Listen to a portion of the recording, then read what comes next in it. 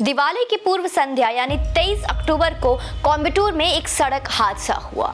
नमस्ते हिंदुस्तान, कैसे हैं आप लोग। अब आप कहेंगे कितनी पुरानी खबर क्यों, तो आइए सुनते हैं कि किस तरह के संगमेश्वर मंदिर के पास से गुजर रही कार में एक भीषण धमाके से उड़ गई। इस धमाके में कार चालक जमीशा मुबीन मारा गया। यह कोई आम सड़क दुर्घटना नहीं थी मेरे प्यारे दोस्तों। जब इस घटना की जांच हुई तो जांच एजेंसी के पैरों तले धरती खिसक गई। जांच में पता चला कि मुबीन का उद्देश्य संगमेश्वर मंदिर में आत्मघाती धमाका करना था, लेकिन किसी गलफत के कारण समय से पहले कार में विस्फोट हो गया और वह बेमौत मारा गया। पहले यह माना जा रहा था कि मुबीन ने इस हमले की साजिश स्वयं ही रची होगी और उसका किसी भी आतंकी संगठन से कोई सरोकार नहीं था, कोई भी संबंध नहीं था। लेकिन NIA की जांच में पता चला कि उसके कई और साथी इस पूरे षड्यंत्र में शामिल थे।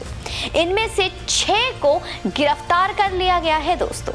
इनसे पूछताछ में जो पता चला वो खुलासे और भी दिल दहलाने वाले और भयानक हैं। जांच अधिकारियों को पता चला कि पूरे दक्षिण भारत में आतंकी हमले करने की तैयारी में थे।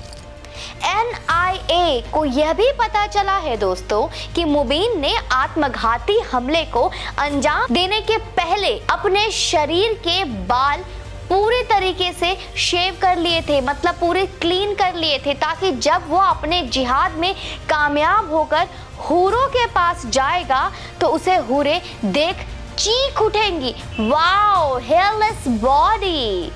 लेकिन मैं आपको बता दूं कि आत्मघाती हमलावरों का यह बॉडी शेव का आइडिया एकदम नया नहीं है। जन्नत में साफ सुथरा होकर जाने की तैयारी के तहत जिहादी और खास तौर पर आत्मघाती हमलावर ऐसा ही करते हैं। ये ऐसा मैं नहीं कह रही हूँ, ऐसा होता है। मुबीन ने व्हाट्सएप स्टेटस पर यह भी लिख दिया था कि यदि मैं मारा जाऊं तो मेरे लिए दुआ करना। मुबीन के साथियों ने बताया कि उन्होंने संगमेश्वर मंदिर के अतिरिक्त 5 और मंदिरों की टोहली थी। मुबीन एक इंजीनियर था, अनपढ़ गंवार या साइकिल रिक्शा चालक नहीं, और वह कुछ समय पहले भी पुलिस की निगाह में आया था। पुलिस को संदेह था कि वह इस्लामिक स्टेट की एक स्थानीय शाखा बनाना चाहता है। उससे पूछताछ भी हुई, लेकिन बाद में उसे हमेशा की तरह छोड़ दिया गया। उसके मारे जाने के बाद जब NIA ने उसके घर जाकर छानबीन की तो उसे तमाम जिहादी साहित्य मिले, जिसमें जिहादी हरकतों को फर्ज बताया गया था। ये किताबों में लिखा हुआ था। इसके अलावा बम बनाने की सामग्री, जिहादी बातों से भरी एक डायरी और 2019 में ईस्टर के दिन श्रीलंका में आतंकी धमाके कराने वाले एक जिहादी के 40 वीडियोस भी मिले दोस्तों। इन वीडियोस में जिहादी हमलों की वकालत की गई थी।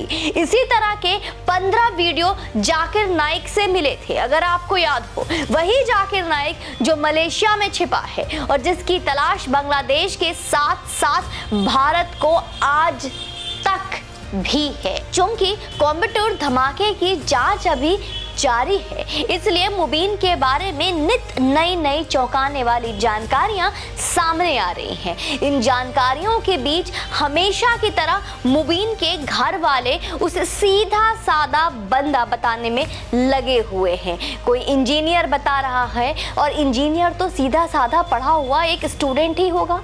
यही सुर उसके साथियों के स्वजनों का भी है। ऐसा हमेशा ही होता है, कोई चौंकाने वाली बात नहीं। जब भी कोई आतंकी पकड़ा जाता है, आमतौर पर अगर वो एक ही शांति समुदाय से है तो उसके घर वाले उसे निर्दोष ही बताते। यह समझ आता है, लेकिन यह चिंताजनक है कि कई बार अदालतें भी ऐसा ही रवैया अपनाती है। जिन दिनों NIA आतंकी मुबीन के घर से मिले जिहादी साहित्य की छानबीन करने में लगी हुई थी, उन्हीं दिनों दिल्ली की एक अदालत यह कह रही थी किसी के यहाँ से जिहादी साहित्य मिलना अपराध नहीं है। अब एक केस यह भी देख लीजिए कि 22 दिसंबर 2000 को अतिचारियों को एक समूह ने अंधाधुंध गोलियां चलाई, जिसमें 7वीं राजपुताना राइफल्स के 3 सेना जवानों की मौत हो गई। इस मामले में मोहम्मद आरिफ, जो वास्तव में पाकिस्तान का नागरिक है दोस्तों, पाकिस्तान का नागरिक, को 3 दिन बाद हिरासत में लिया गया था। दिनांक पे जरा ध्यान फरमाइएगा, ध्यान दीजिएगा और वीडियो को शेयर अवश्य कीजिएगा। 24 अक्टूबर 2005 को निचली अदालत ने उसे दोषी पाया और 31 अक्टूबर 2005 को उसे मौत की सजा सुनाई। 2007 के एक फैसले में दिल्ली उच्च न्यायालय ने उनकी मौत की सजा को बरकरार रखा, तसल्ली मिली। लेकिन 10 अगस्त 2011 को माननीय सुप्रीम कोर्ट ने दोष सिद्धि पर विवाद करते हुए उनकी अपील को खारिज कर दिया और 28 अगस्त 2011 को कोर्ट ने उनकी समीक्षा याचिका को भी खारिज कर दिया। उनकी मौत की सजा को बरकरार रखते हुए शीर्ष अदालत ने कहा यह भारत माता पर हमला था। मृत्युदंड पाए इस आतंकी ने इसके बाद पुनर्विचार याचिका दायर की। यह याचिका भी 2012 में खारिज कर दी गई। इसके उपरांत उसने क्यूरेटिव यानी कि उपचारात्मक याचिका दायर की। जनवरी 2014 में यह याचिका भी खारिज हो गई। पता नहीं अब यह आतंकी क्या करेगा, लेकिन उसके पास राष्ट्रपति के पास दया याचिका प्रस्तुत करने का अधिकार तो है ही। ये सारे कानून संविधान हमारे देश में एक आतंकी के लिए भी है। वह इस अधिकार का उपयोग चाहे जब करे। 2014 के बाद से अब तक उसे फांसी देने का कोई उपक्रम न किया जाना यही बताता है कि खूंखार आतंकियों को पालने पोसने का सिर्फ और सिर्फ काम किया जा रहा है। ऐसा चाहे जिन कारणों से भी हो रहा हो, लेकिन आतंकियों को सजा देने के मामले में ऐसा लचर रवैया अपनाने से एक ऐसे समय आतंकवाद के खिलाफ लड़ी जा रही लड़ाई को सही तरह नहीं लड़ा जा सकता है।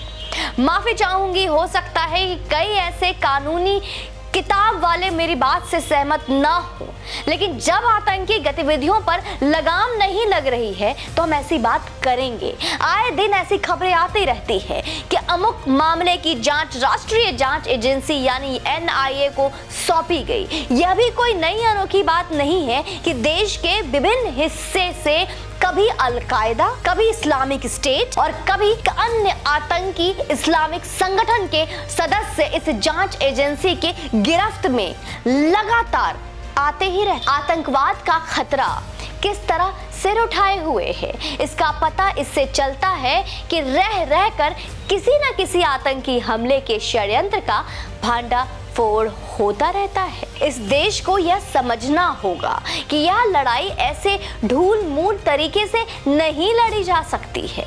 यह कोई बच्चों की लड़ाई या बच्चों का खेल नहीं है मेरे दोस्तों। इसके लिए हाथ आए आतंकियों एवं उनके सलाहकारों को दहशत में लाना होगा।